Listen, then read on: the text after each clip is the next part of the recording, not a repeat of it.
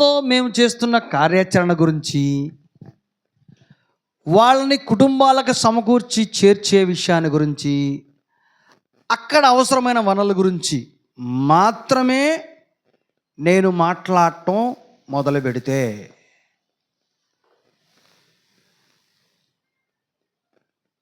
మా పరిచర్య సాగదు. అవి మాత్రమే. నీకు అర్థమైందా? కెన్యాలో ఏం పరిచర్య చేస్తున్నామో దాని గురించే, ఫండ్ రైజింగ్లో దాని గురించే నా కనబడ్డ వ్యక్తితో నేను మాట్లాడితే పరిచర్య సాగదు. అర్థమైందా లేదా? ఏంటో ఇది చాలా ప్రాముఖ్యమైన సంగతి. మీకు అర్థమవుతుందో లేదో? అంటే స్ట్రైట్గా మిషన్ గురించి చెప్పి, ఇక్కడ ఇంత గొప్ప పని చేస్తున్నాం, మరి మీరు ఫండ్ ఎంత ఇస్తారు అనేదే నాకు చెప్పడం వస్తే నా పరిచర్య ముందుకు సాగదు. మరి ఇంకేం కావాలి మీరు చెప్పండి. ఇప్పుడు ఇంకేం కావాలి? మన దేశం నుంచి మాట్లాడండి. వెంటనే మనకి ఏమనిపిస్తుంది? అదేంటి ఇంకంతకన్నా ఇంకేం కావాలి అనుకుంటాం మనం. ఇంకా ఏముంటుంది మాట్లాడటానికి? కెన్యా గురించి, అక్కడ అవసరాలు, డబ్బులు, ఇంతే కదా, ఇంకేమున్నాయి? అదొక్కటే నేర్చుకుంటే పని సాగదు అంటున్నాడు ఆయన. ఇది అర్థమైతే మనం ఎంత వెనకబడున్నామో గ్రహించవచ్చు. సో లక్ష్యం అదైనా సంభాషణ యొక్క ఆరంభం అది కాదు. The point. లక్ష్యం అదైనా రైట్. అంటే ఒక వ్యక్తిని అల్టిమేట్గా సంఘంలోకి నడిపించడమే మన ప్రధాన లక్ష్యం అయినా, నేరుగా వ్యక్తికి ఆ సంగతులు చెప్పడం సబబైంది కాదు. ఈ రెండు కంపేర్ చేసుకోండి. రైట్.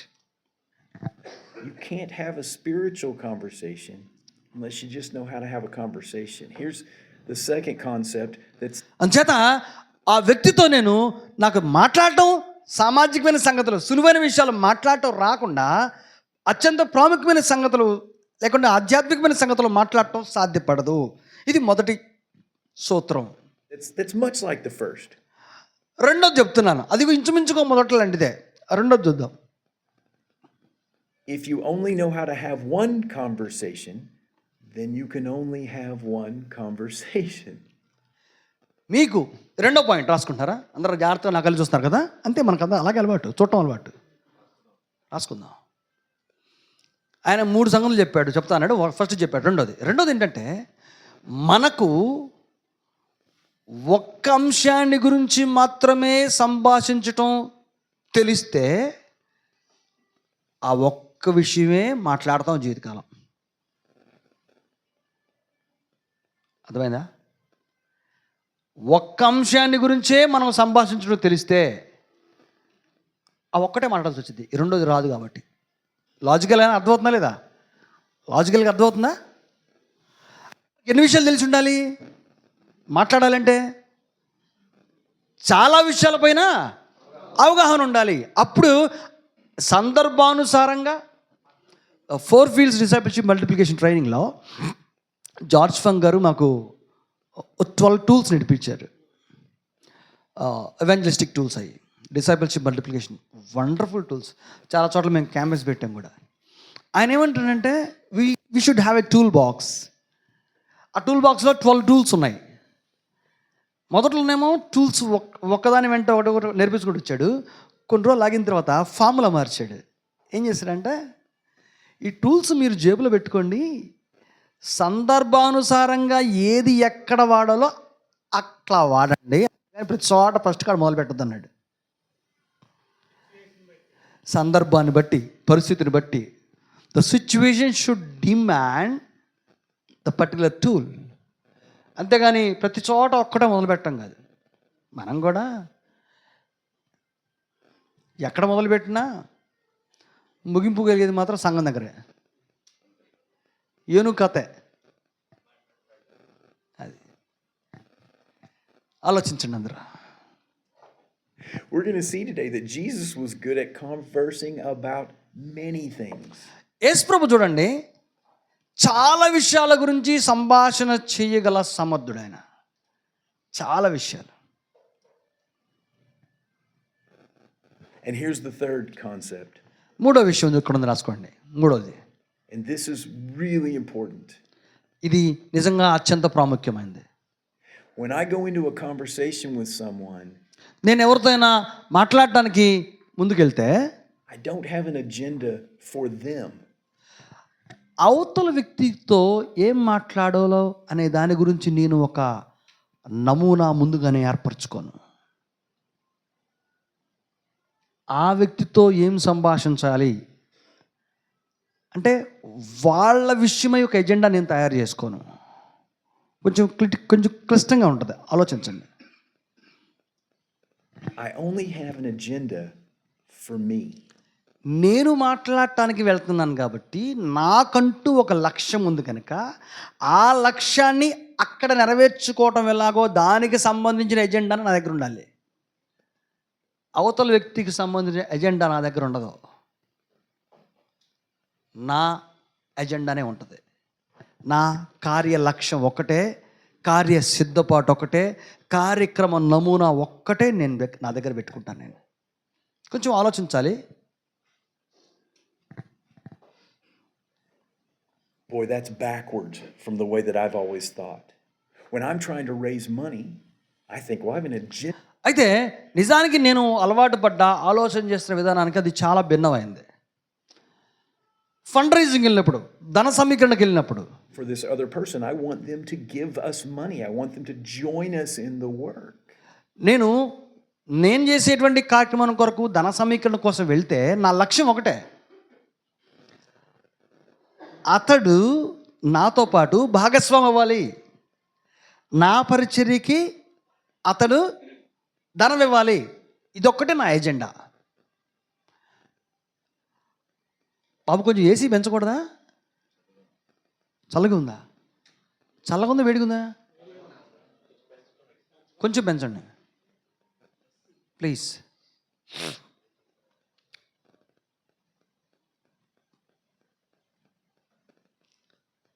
ఈ పాయింట్ చాలా సున్నితమైంది, కీలకమైంది. నేను పరిచయం నడిపిస్తూ ఉన్నప్పుడు నా లక్ష్యం నాకు అవసరమైనటువంటి ధనాన్ని అతడు ఇచ్చేటట్టుగా అతన్ని మలుచుకోవటం. అతని పరిస్థితులు ఇవన్నీ నాకు అనవసరం, ఇచ్చేటట్టుగా నేను ఎజెండా తయారు చేసుకోవటం. లక్ష్యం ఇటువైపు నుంచే ఉండాలి కానీ అటువైపు నుంచి ఉండకూడదు అనేది అతని యొక్క ఉద్దేశం.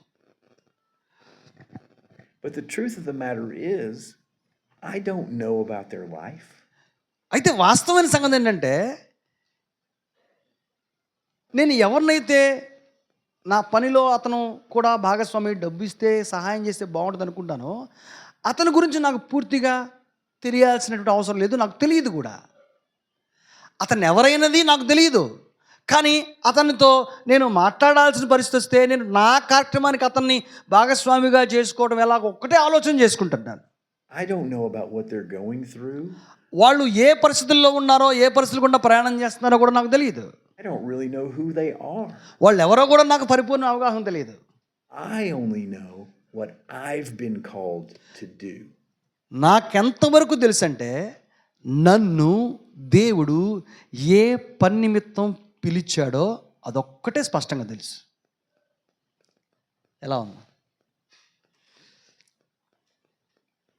నన్ను ఎందుకు పిలిచాడో అదొక్కటే స్పష్టంగా తెలుసు. నేను ఆ పనిని సమర్థవంతంగా చేయటం ఒక్కటే నా పిలుపు. అందుకు దేవుడు నన్ను ఏర్పరచుకున్నాడన్న సంగతి స్పష్టంగా నాకు తెలిసి ఉంటుంది. And so I can't focus on having an agenda for them.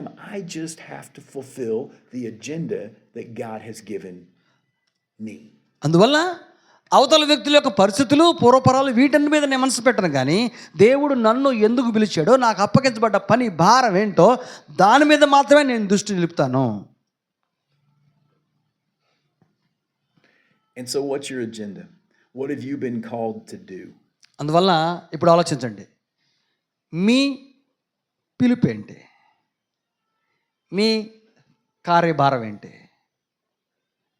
Me agenda ఏంటి? మీ లక్ష్యం ఏంటి? Well, I think we'd all agree that everyone in this room, including me, has been called to fulfill the Great Commission.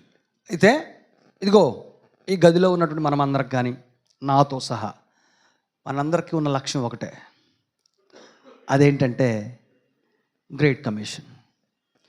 మీరు సర్వలోకం వెళ్ళి సర్వసృష్టికి సువార్తను ప్రకటించండి. తండ్రి యొక్కయు కుమారుని యొక్క పరిశుద్ధాత్మ బాప్తిసం ఇచ్చు నేను మీకు ఏ సంగతులు బోధించు వచ్చిన వాటిని కైకొని వారికి ఆజ్ఞాపించండి.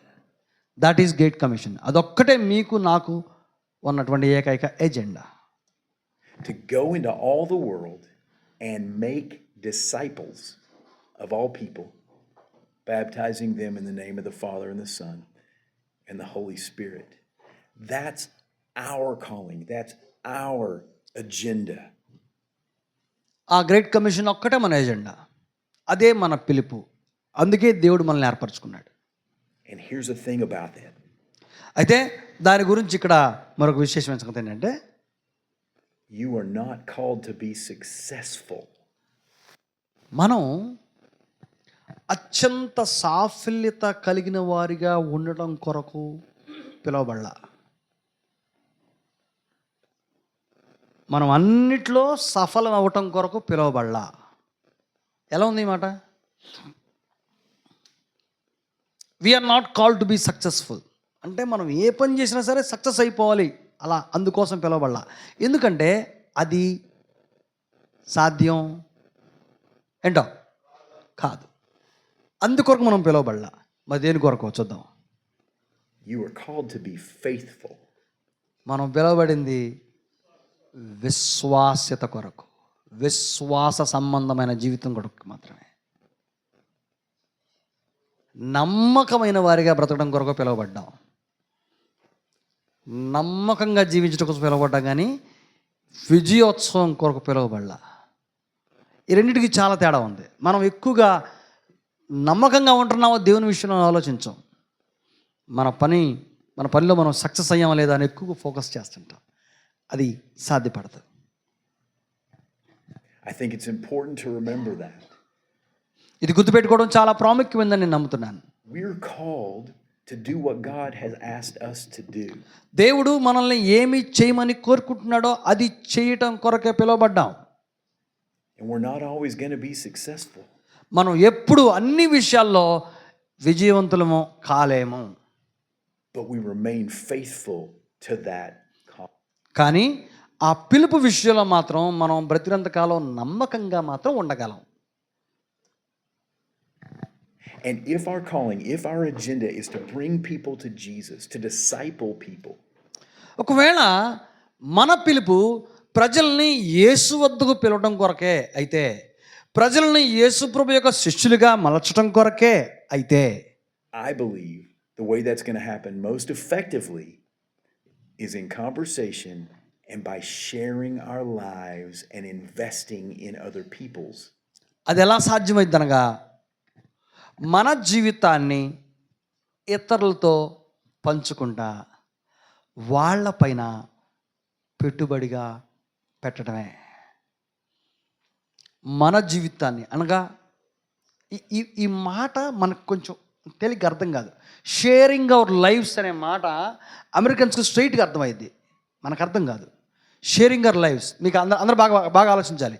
షేరింగ్ అవర్ లైఫ్స్ అనే మాటకి మన జీవితాన్ని ఇతరులతో చెప్పటం, మన జీవితాన్ని ఇతరులతో చెప్పటం, ఇది అంగీకారయోగ్యంగా ఉందా లేదా? సింపుల్గా చెప్పండి.